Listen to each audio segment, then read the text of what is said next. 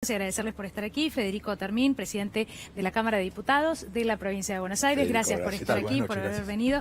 Alejandro Cacase, diputado de la Unión Cívica Radical. Gracias por venir a ambos. Gracias a ustedes por la invitación. Noches. Y el rol de la política, el rol de los parlamentos en este momento, cuando el Congreso Nacional empieza a sesionar de manera virtual. ¿Cuál es la mirada? Bueno, comenzamos por vos si querés, pero en este momento de pandemia y de crisis mundial, ¿cómo lo ven? Sí, es un momento de suma responsabilidad. En la provincia de Buenos Aires pudimos sesionar en forma virtual en la tardecita de ayer y fue una jornada muy importante donde todos los bloques del oficialismo y también la oposición dimos un respaldo al gobierno de la provincia que está reestructurando la deuda, un poco lo que ustedes venían hablando, también se da en la provincia de Buenos Aires, donde hubo un endeudamiento realmente insostenible, lo planteábamos en la previa de la pandemia, ahora en este contexto lo que planteamos es que la provincia tiene que honrar sus compromisos, pero por supuesto tiene que atender a una cuestión sanitaria absolutamente imprescindible y urgente que hace a la vida de las personas. Bueno, primero es muy importante que los poderes legislativos, el Congreso, estén funcionando. Yo apenas comenzó la cuarentena, presenté el proyecto de sesiones virtuales, recuerdo el 25 de marzo, a 5 días del decreto de aislamiento, porque era obvio que en el aislamiento donde las empresas pasaban a hacer teletrabajo, donde la educación pasaba a ser a distancia y era muy difícil reunirse presencialmente, había que buscar otra forma de que el Congreso funcionara. Como todas las ideas tardan tiempo en el Congreso en madurar, fuimos ganando confianza primero con una modalidad que se llamó de trabajo conectado remoto, se presentaron los proyectos por vía digital. Pero además en la oposición se perdió tiempo porque hubo como una marcha atrás, ¿no? En algún momento estaban a favor de que se avanzara virtualmente. Nosotros en verdad queríamos sesionar como fuera. Virtual o presencialmente. Lo que pasa es que lo virtual había que ponerlo a punto, por supuesto, pero creo que colectivamente logramos hacerlo porque empezamos a hacer las reuniones por videoconferencia, que eso hizo ganar confianza sobre el tema. Terminamos haciendo un protocolo en común para el funcionamiento remoto.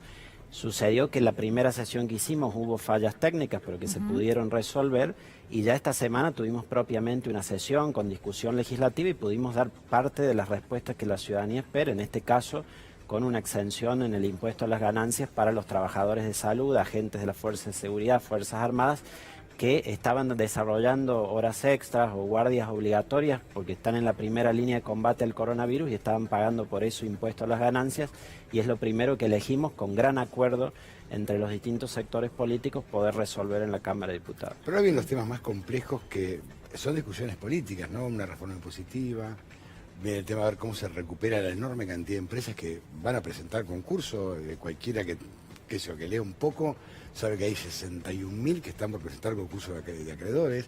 Una situación realmente complicadísima, no solamente en Argentina, ¿no?, sino en todo el mundo. Porque ahora viene la gran discusión y la madurez política de sentarse a discutir los temas de Argentina profunda. Sin dudas, creo que hay que estar dispuestos a discutir todo, en definitiva. Sí, ¿no? sí, con la disparidad de ideas, pero discutirlo. Por supuesto, hemos comenzado por los temas de mayor acuerdo, después posiblemente vengan algunos de los otros más espinosos. Tienen que discutirse. Pero claramente lo escuchaba cuando en la introducción hablaban del tema de la CEPAL tan importante con lo del ingreso universal.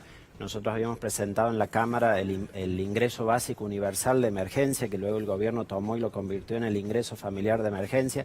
Claramente hoy es un momento en que necesitamos dar protección social y económica a nuestra población, y esto hay que discutir para adelante, sobre todo cómo vamos a financiarlo, que es uno de los grandes desafíos que tenemos con todas estas dificultades económicas que mencionabas recién que tiene nuestro país en términos de la deuda, en términos de nuestra política monetaria, pero en ese contexto difícil tenemos que ver cómo financiar estas políticas de ayuda a nuestra población. Y discutir mucho lo público y lo privado, ¿no? Absolutamente, lo planteó con mucha claridad Máximo Kirchner en el discurso de cierre en el Congreso, esta idea de poder poner a las personas en el centro de la discusión de la política, en el centro del Estado, a las personas de carne y hueso.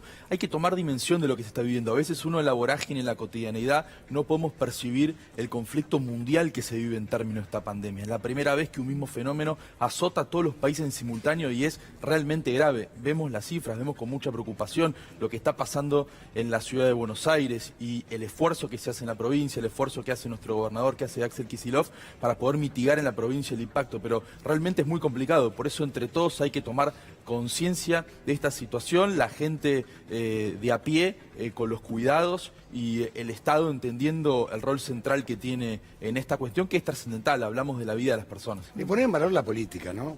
Porque me parece que se puso en valor ahora la medicina, lo público, la escuela pública, y hay que poner en valor la política.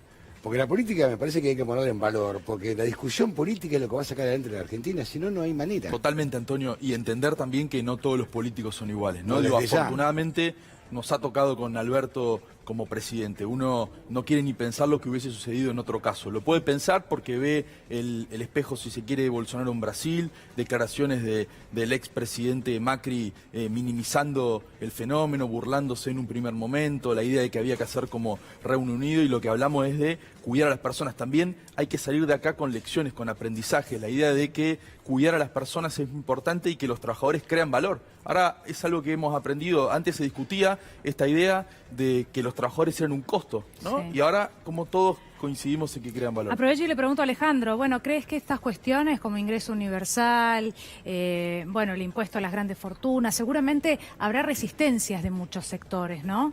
¿Te parece que esto está claro? En general en la sociedad hay un apoyo grandísimo según las encuestas, ¿no? Me parece que son temas que hay que discutirlos, sin duda. Primero, fue muy claro cuando comenzó la pandemia que rápidamente millones de personas se quedaron sin ingreso porque tenemos trabajadores informales que dejaron de trabajar, quienes ya no podían facturar entre los monotributistas porque no podían desarrollar su actividad, ni que hablar sin dudas de los desempleados.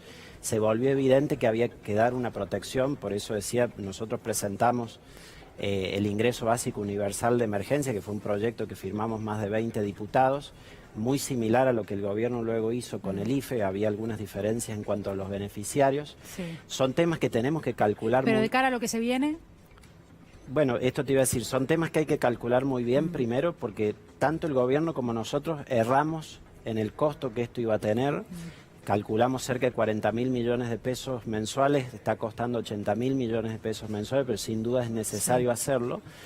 Y para poder, como planteabas al comienzo, pensarlo a más largo plazo o incluso pensarlo con carácter universal hacia el futuro, que sería una buena política social para implementar en el país, necesariamente tenemos que para eso reformar nuestro sistema tributario. Totalmente Argentina, de acuerdo. No se puede, con el impuesto del 70 no se puede. Claro, Argentina tiene un sistema tributario que es profundamente regresivo, Y del que 70. y sobre todo carga proporcionalmente más a los más pobres a través del IVA, que es el impuesto al consumo, que es el principal, y depende menos en ganancias. Si vos ves las estructuras tributarias de los países avanzados, son exactamente al revés. Tienen muchos impuestos al ingreso más altos para quienes más ganan y buscan bajar los impuestos al consumo. Creo que esa es la discusión que en algún momento va a tener que venir en Argentina hacia el futuro, de tener una estructura tributaria más progresiva y que permita financiar esas políticas sociales también. Les agradecemos muchísimo a los dos, de verdad. Gracias Gracias por venir. Gracias.